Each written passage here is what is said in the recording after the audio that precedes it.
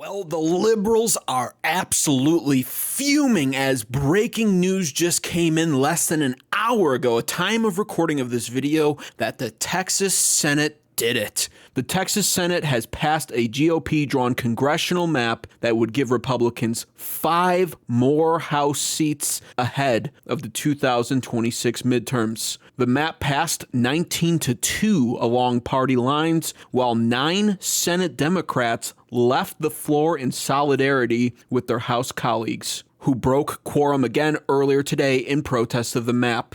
And yes, that's exactly what happened right here. It was recorded on video. You can watch these Texas Senate Democrats storming out like spoiled, rotten toddlers, realizing that the vote was going to pass. Take a look. I know that there's been a lot of discussion about this bill coming forward today. Everyone has different perspectives on it. I would like to, for permission, though, patience. There are some things I know we have a lot of people watching online that haven't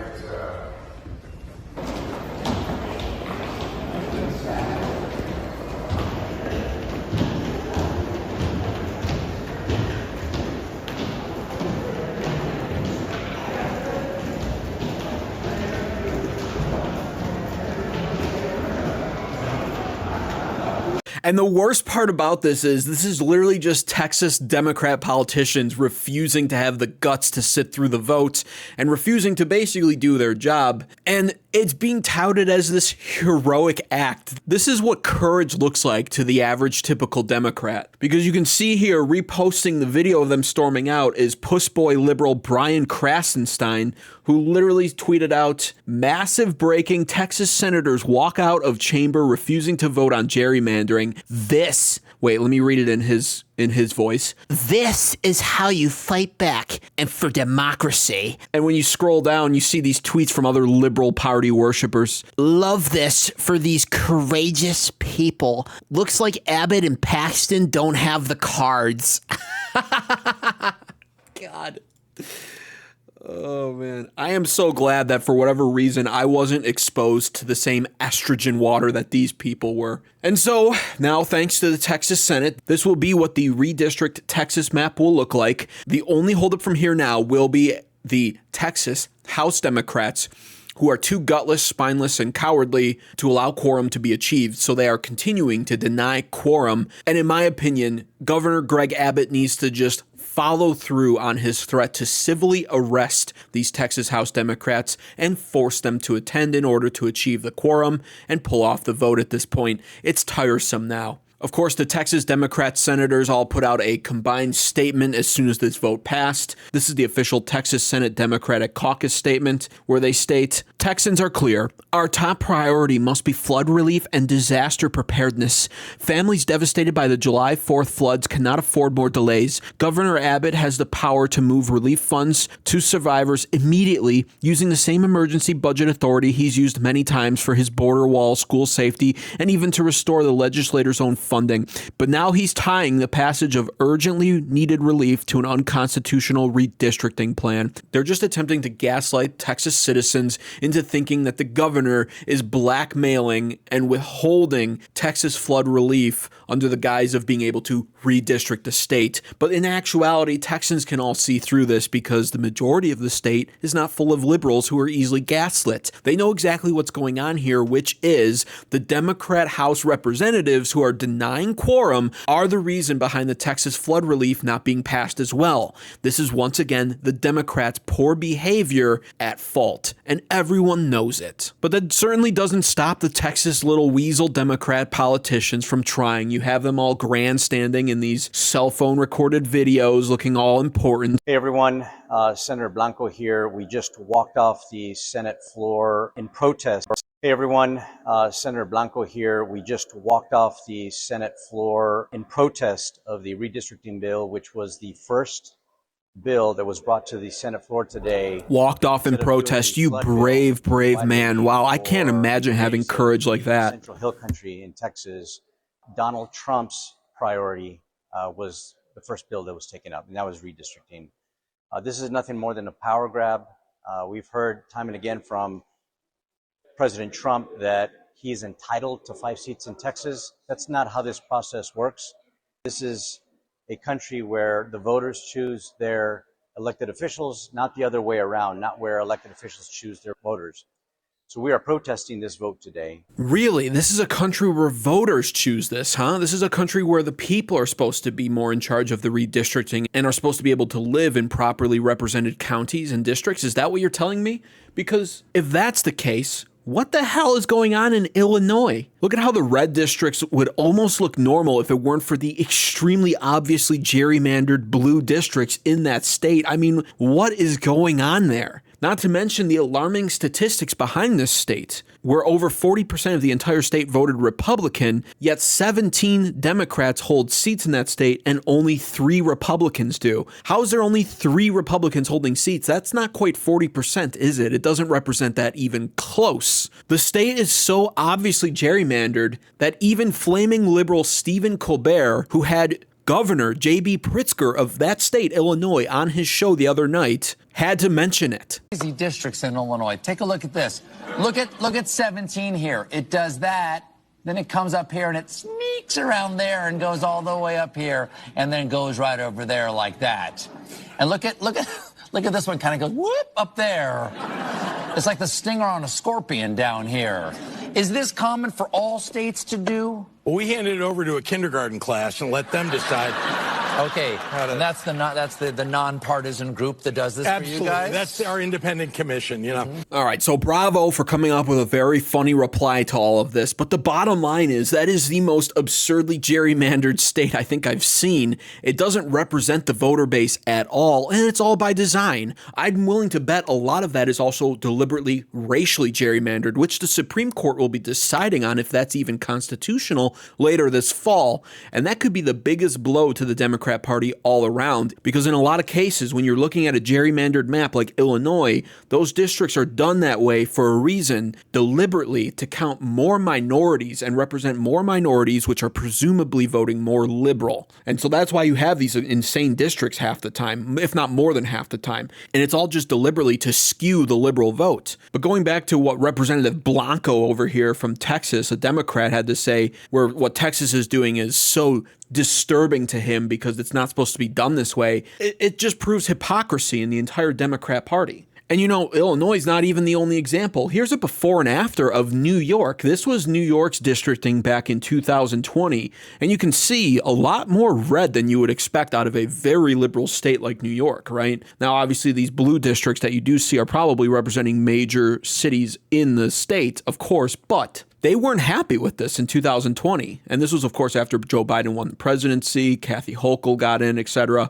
But they really wanted to double down and ensure that New York stayed blue. So this is the more updated New York districting right here. And so you can see, I mean, that is quite an after right there after they redistrict the hell out of that state deliberately, adding in a lot more blue representation rather unjustly. And even during the 2024 election, we saw New York lose major ground with the Democrat Party in general. So this does not accurately actually represent New York voters correctly. New York is actually at risk of being a purple state, believe it or not. In the 2024 election in November, they gave up 11 points to Republicans and to President Donald Trump. And just once again, before 2020 and after, New York literally redrew 5 districts mid-cycle from red to blue, but they have the nerve to complain about President Donald Trump and Governor Greg Abbott doing this with Texas and other states following their lead mid-cycle. They're mad about the same thing that New York literally did. And when called out for this, Governor Kathy Hochul literally had nothing to say and couldn't defend herself. Here's how National Review summarized it. They said it was only 3 years ago that New York's Democratic legislature drew up a map so brazenly contemptuous of basic rules that govern a district's contiguousness that the state's Democrat-dominated Court of Appeals threw it out. The New York Times at the time called those maps comically contorted. That's their quote. So your state's highest court at the time, all the judges appointed by Democratic governors, they threw the maps out. So fair to say Democrats have done what they're now accusing Republicans of doing. No, we followed the rules. We do it every 10 years. We base it on census. But the court said you didn't follow the rules. Well, we did follow the rules. So the court was wrong? Well, we followed the rules. The more you listen to a governor like Kathy Hochul, the more you realize just how stupid some of these Democrat politicians are, and she's a prime example. I haven't heard her speak too much, but every time I do try to listen to her, she says the dumbest things imaginable. In this case, it's not like she slipped up and said something incredibly stupid, but the fact that she just couldn't defend herself and didn't even have the slickness like a Gavin Newsom has to worm her way out with an explanation is alarming. She didn't even try. She just said, oh, no, we followed the rules. Unbelievable. And speaking of Governor Gavin Newsom, he is livid at what Texas is doing, and he is vowing to wage war on the Texas redistricting by threatening openly to corruptly take control of his state's redistricting and to turn California even more blue to try to even the odds for what Texas is justifiably doing in their state. Democrats can't just sit there and act holier than thou and watch this democracy completely be degraded, watch the rule of law degraded, watch a system of co-equal branches of government completely devastated and rolled back in real time by Trump and Trumpism. So we're going to stand up. That district, likely this state, the blue, will get even darker blue.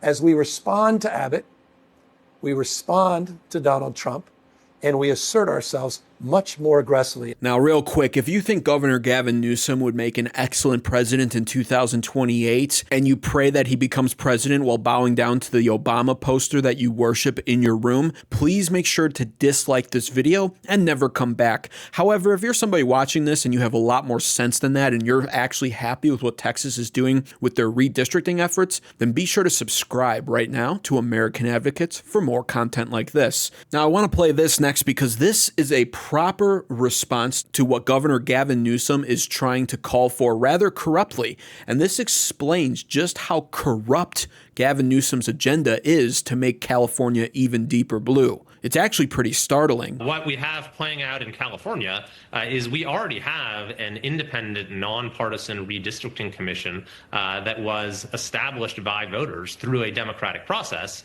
And now the governor of the state, Gavin Newsom, is talking about trying to override the will of voters and abolish that commission and replace its maps with those drawn by himself and the supermajority legislature. And what they're talking about, by the way, is trying to wipe out 6 of the 9 seats that Republicans currently have in Congress. So what would that mean? It would mean that California's congressional representation would be 3 Republicans and 49 Democrats. So we'd have fewer than 6% of the congressional seats, even though Republicans get over 40% of the vote in statewide elections. I'm not sure that sounds very fair to me, to use Leader Jeffries' term. And so there you go. In my opinion, just listening to that summarizes the Liberal Party nowadays perfectly. There is nothing fair about that. There is nothing about what was just described there that Gavin Newsom wants to do in California that prioritizes the will of the people. They don't actually care about the will of the people.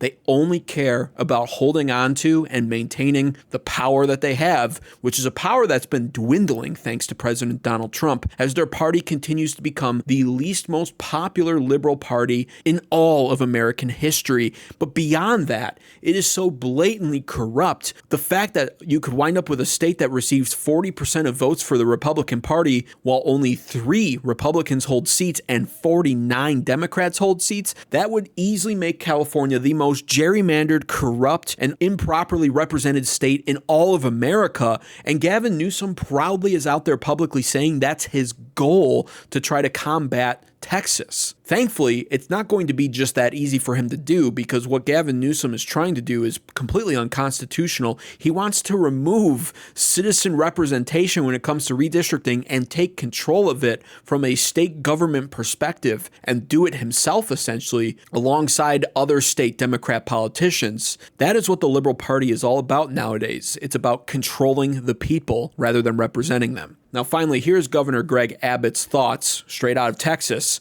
on what Gavin Newsom is trying to do to combat this. So listen, all this big talk and bluster by Democrat governors is nothing more than weak sauce, because the fact of the matter is they are bringing a gun to a gunfight, but they have no bullets because they lost their bullets when they engaged in redistricting and gerrymandering over the past decade. You look at what the way lines are drawn in California, in New York, in Illinois, Massachusetts, where there are no Republicans whatsoever. They've run out of Republicans that they can move out of office. If Texas had drawn our lines mathematically the same way that California had, we would be not adding 5 more seats, we would be adding 10 more seats. And if you look at all the Republican states across the entire country, if we engage in this war of making sure that each state is going to draw their lines the way that the Democrat states have, Republicans are going to be able to pick up maybe as many as 25 seats. And then I'll add on top of that, with each passing census, it's the red states that are getting the population, the blue states that are losing population. We know mathematically that New York and California, they lost seats this last census. They're going to be losing more seats in the coming censuses because people are fleeing the leftist ideology of New York, of California, of Illinois, and they're coming to free states like Texas and Florida and Tennessee and others. And so the bottom line with all of that Greg Abbott just summarized is the Democrats are fighting a losing battle because they've already taken all the ground that they possibly can. In the words of Vice President J.D. Vance the other day, they've already squeezed as much juice as they possibly can, and there's nothing left for them to squeeze. And the only thing that they were really counting on now at this point was Republicans not being willing to play to win. But under the Trump administration, nothing could be further from the truth.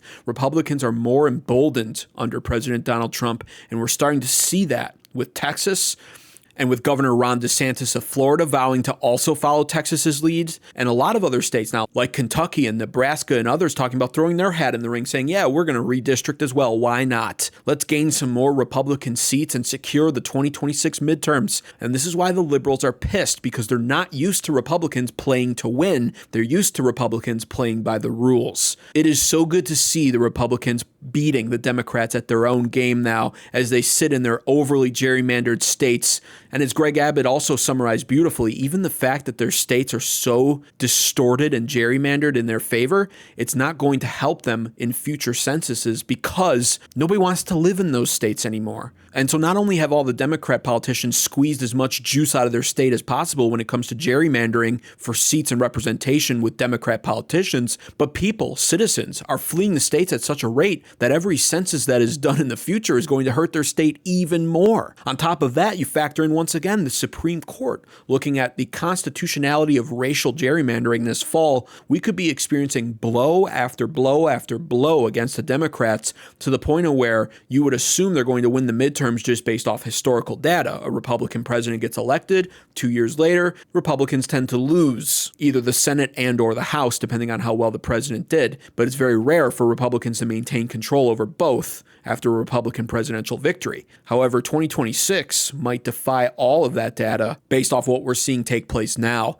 The Republicans are very likely to maintain control over both the House and the Senate in 2026, and the Democrats are fuming over it. Let me know what your thoughts and opinions are on all of this, though. Are you happy to see the Republicans finally playing to win? Or are you a soy boy, puss boy liberal who's crying every day about this? Hopefully, if that's you, you can find a nice, safe space to cry in. But for the rest of us, we'll continue to celebrate these monumental victories that we've waited all too long to see. Thanks for watching.